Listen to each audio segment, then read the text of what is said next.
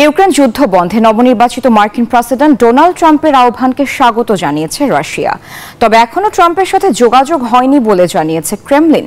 Ukraine অব্যাহত রয়েছে রুশ বাহিনীর হামলা। এদিকে ন্যাটোতে যোগ দেওয়ার আগ পর্যন্ত ইউক্রেনে বিদেশি সেনা চান বলে জানিয়েছেন দেশটির প্রেসিডেন্ট ভলোদিমির জেলেনস্কি।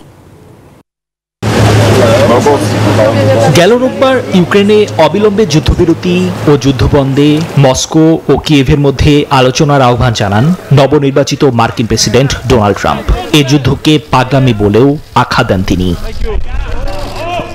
ট্রাম্পের এই আহ্বানে রোববারই সাড়া দেয় ক্রেমলিন, জানায় ইউক্রেনের বিষয়ে আলোচনার জন্য উন্মুক্ত রাশিয়া। তবে এখনো পর্যন্ত ট্রাম্পের সাথে যোগাযোগ করা হয়নি বলে জানালেন ক্রেমলিনের মুখপাত্র দিমিত্রি পেসকভ।